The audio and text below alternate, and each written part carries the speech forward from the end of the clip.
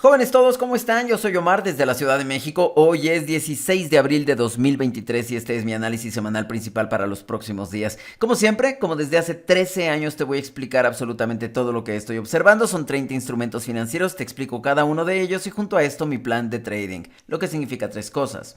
Los niveles exactos en los que estoy esperando operar durante los próximos días, porque sí, desde el domingo yo sé exactamente lo que voy a hacer el resto de la semana. Además, los criterios técnicos fundamentales y de sentimiento que avalan a cada una de mis hipótesis de trading no son ocurrencias, están calculadas cada una de ellas en función de las mayores probabilidades que soy capaz de percibir y por si fuera poco los criterios del plan, o sea lo que tiene que pasar para que yo pueda ejecutar mi plan y para que siga teniendo sentido hacerlo a lo largo de la semana conforme se va desenvolviendo. Esto es lo mínimo que hacemos los traders profesionales y mira, si estás aspirando a construir un negocio de verdad, no un hobby caro, un negocio real sobre esta fantástica actividad, inscríbete a mi Patreon. ¿Por qué? Porque vas a obtener absolutamente todo lo que necesitas, todos los conocimientos, que no son pocos, vas a obtener la experiencia y además eso que estás pensando que te ha hecho falta, también lo vas a obtener aquí. El precio sigue siendo igual de ridículo que hace 13 años y me están informando que todavía tenemos un lugar para ti. Vamos a comenzar como siempre con los dólares, con el dólar americano, con los dólares, con el dólar americano, con los Estados Unidos y con el sentimiento hacia el riesgo. Queda muy claro que estamos asumiendo que en mayo la Reserva Federal nos va a entregar el último hike del ciclo de tightening. ¿Y esto qué significa? Significa que lo que sigue es comenzar a especular acerca del primer corte de tasas de interés. ¿Cuándo va a ocurrir? Nadie lo sabe, pero sabemos que tiene que ocurrir. Hace no mucho se estaba especulando que eso ocurriría durante 2023. En este momento parece poco probable. Sin embargo, te vas a dar cuenta conforme pasen las semanas y los meses que el mercado va a estar muy activo especulando al respecto. Ahora, esto es realmente importante, pues porque ya estamos cruzando el umbral de esa, vamos a decir, de ese ecuador, no, ecuador sería así, ¿no? De ese ecuador o de ese meridiano de Greenwich del ciclo de política monetaria de los Estados Unidos y por supuesto del resto de los bancos centrales alrededor del mundo. Estamos entrando a la otra mitad. Ahora, queda claro que el dólar americano lo está sufriendo y sin embargo no lo está sufriendo lo suficiente o al parecer todavía le debería de faltar una caída mayor. Y esto es lo que ha hecho que comiencen a especular de una manera quizás exagerada acerca de lo que va a terminar pasando con el dólar americano y con los instrumentos bursátiles, con la bolsa, con el mercado bursátil. ¿Por qué? Porque sí, desde la teoría, pensando en que lo que viene ya son cortes de tasas de interés, pues en la teoría se esperaría que el dólar americano se hundiera y que la bolsa subiera como la espuma. Y mira, te lo voy a decir así, en la teoría suena bien, en la práctica no pasa eso con frecuencia, al menos no de la forma o con la magnitud con la que algunos lo están esperando. Acabo de ver al respecto un gráfico muy interesante que compara los últimos 9 o 10 cambios de ciclo de tightening a ciclos de easing de la Reserva Federal y lo que ha pasado con la bolsa. Solo 2 veces la bolsa se ha ido a la luna de una manera directa y de una manera tajante.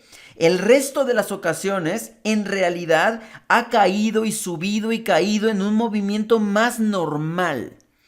Y esto resulta ahora mismo importante porque he escuchado a varios analistas e incluso algunas instituciones financieras augurar que ya viene la época dorada de la bolsa de valores. Y aunque es verdad que es muy probable que la bolsa suba, la pregunta sigue siendo ¿cuándo y en qué medida? Como te he dicho, es muy probable que durante 2023 no veamos cortes de tasas de interés todavía.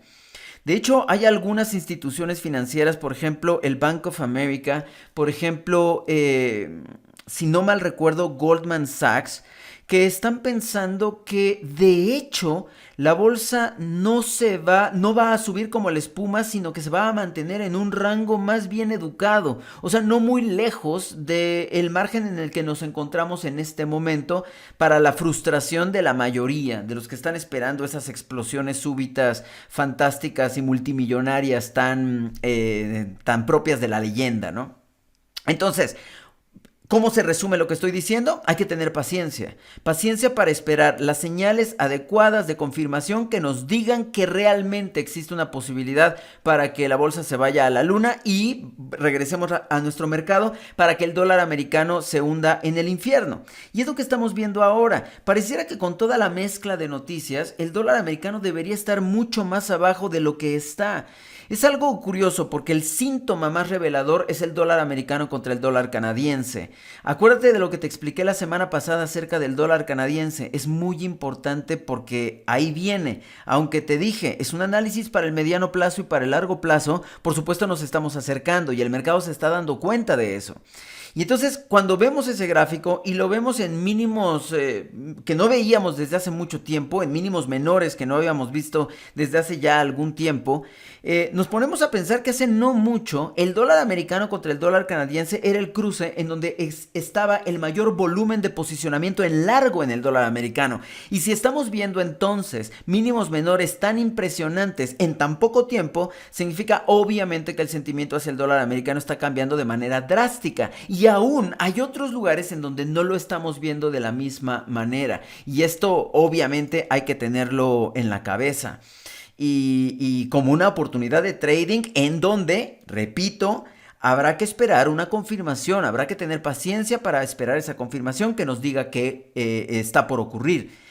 Ahora, en este momento, claro, tenemos las apuestas para mayo. En este momento, no lo anoté aquí, pero lo tengo acá. Está en 78% a favor de un hike de 25 puntos base. No es poca cosa.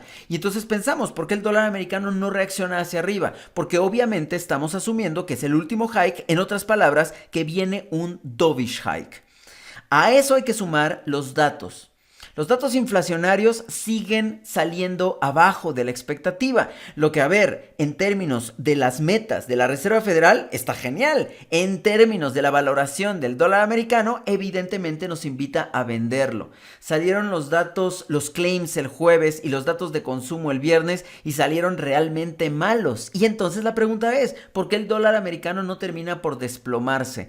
Y esto se explica precisamente a partir de lo que te he mostrado aquí, porque tenemos fuerzas opuestas, fuerzas que nos hacen querer vender dólares americanos por lo que se espera que ocurra, pero fuerzas que nos hacen querer mantenernos en un margen, pues porque todavía no llegamos a eso, todavía no se cumplen los criterios, o sea, todavía no nos entregan el último hike, todavía no sabemos si realmente va a ser el último hike, etcétera, etcétera, ¿vale? Entonces, paciencia, esa es la palabra de hoy. ¿Qué más te tengo que contar? Te tengo que contar que, claro, hablando de los miembros de la Reserva Federal, es que estaba leyendo algo relacionado con el dólar canadiense.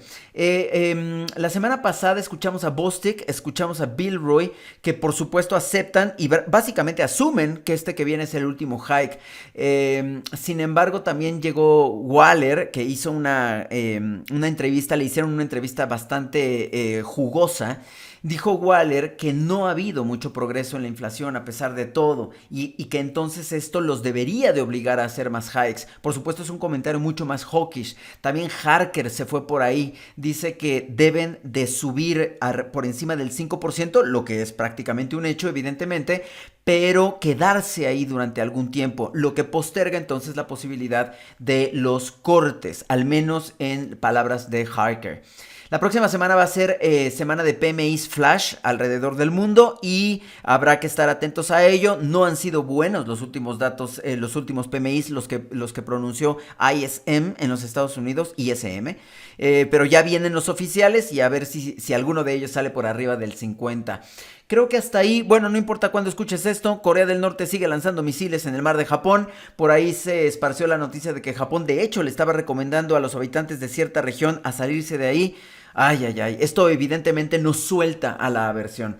Hasta aquí el dólar americano, nos seguimos con nuestro menú dominical, viene el índice del euro, las mayores, todas las divisas mayores, todos los cruces mayores, cruces menores, exóticas, mi plan de trading, commodities, etcétera. Aquí detengo el video de redes sociales.